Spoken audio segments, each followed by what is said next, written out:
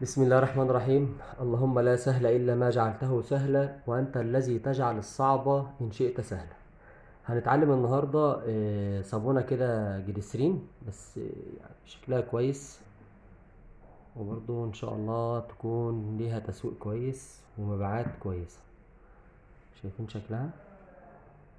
ده المنظر بتاعها الشكل ده.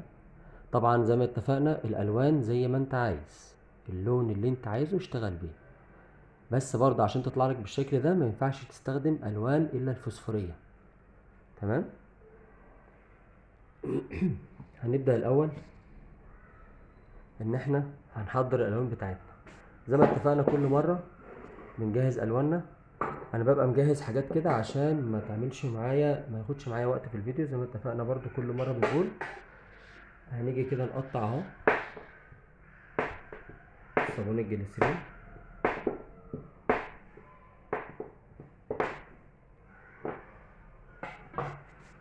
نحط طبعا جليسرين عادي خالص اهو من غير اي الوان خالص صافي، وهنحط هنا اللي هنحط عليه الابيض كده، وهنجيب اللي هنحط عليه اللون بتاعنا زي ما احنا عايزين. طبعا احنا اتفقنا ان اي لون بيمشي معانا. طبعا انا محضر هنا اهو اللون الاولاني الفسفوري، برضه زي ما اتفقنا بنحط بطرف الخله كده اللون اهو كده، حاجه بسيطه قوي ان انا احطها كده. احطها على النار،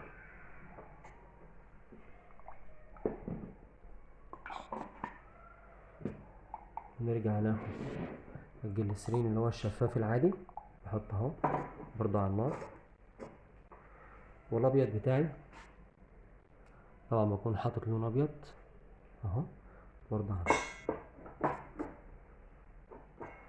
اول حاجه القالب اهو، بجيب الاول الابيض وابدا اصب هنا طبقه خفيفه خالص، وابخ عليها اهو الكحول. الطبقه ديت المفروض ان انا اللي بعمل منها الشكل الاولاني خالص اللي هو اللي تحت اهو. المفروض ان هو بعد ما بينشف بيطلع لي كده طبقه رقيقه جدا، دي تخانتها. بجيب اي حاجه عندي ان هي تقطع لي الدوائر بتاعتي، ببدا كده اهي. احنا هنستخدم 4 دواير اهي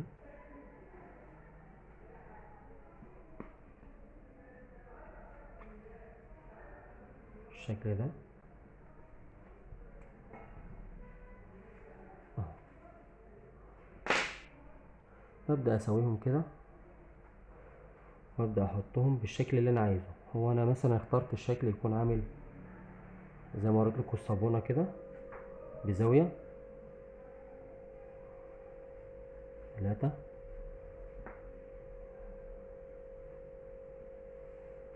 انا بضغط عليها كويس عشان تثبت لي تحت كده الشكل الاخير اهو.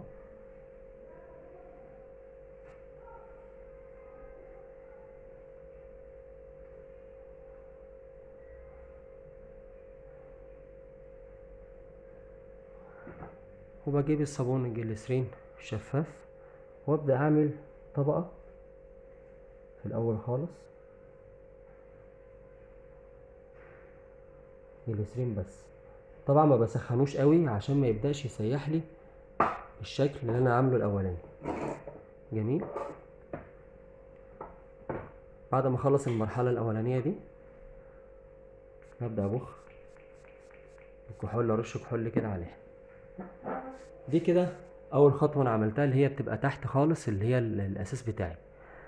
المفروض ان هي بعد ما بتنشف، انا عامل واحده اهي، المفروض ان هي نشفت معايا، بيطلع لي الشكل كده. ده اول طبقه خالص، شايفينها اهي. رجعها تاني مكان. المفروض بقى بنيجي لتاني خطوة، اللي هو بقى اللون. يعني قبل الابيض بحط اللون اللي هو اللي انا عامله. طبعا الالوان زي ما انت عايز. اهو ببدأ احط كده، ما بوصلش للاخر، بحط كده برضو طبقة صغيرة عشان برضو يبان معايا الابيض. وابدأ ان انا ارش الكحول بتاعي. اهو المفروض برضو دي تاني مرحلة. بعد ما خلصت المرحلة دي بيطلع لي برضو الشكل كده. يعني دول كده مرحلتين، المرحلة الأولانية دي ودي المرحلة التانية، الشفاف وبعد كده اللون اللي أنا عملته. تمام. بعد كده بعمل المرحلة الأخيرة اللي هي النهائية. بجيب بقى الصابون اللي هو أنا عامله لون أبيض وأبدأ أصب عليه بالشكل ده. وبرده معايا الكحول برش على طول. في الحالة دي أنا كده خلصت الصابونة بتاعتي، بسيبها بقى تنشف براحتها. بعد ما بتنشف بيطلع لي على طول الأشكال اللي أنا عملتها لحضراتكم اللي شفناها أول الفيديو بالمنظر. حضرتك بقى عايز تعمل الشكل ده بدل ما هو يبقى لونه دايرة كده، كنت تعمله أبيض، لون تاني أو شكل تاني، نجمة، وردة، الشكل اللي أنت عايزه يطلع لك في الآخر الشكل ده. ويا ريت بقى يعني كل واحد كده يحط الألوان اللي هو بيحبذها بحيث إن الشكل معاه في الآخر يطلع كما يتراءى لك. وأرجو تكونوا استفدتوا بالفيديو النهاردة. السلام عليكم ورحمة الله وبركاته.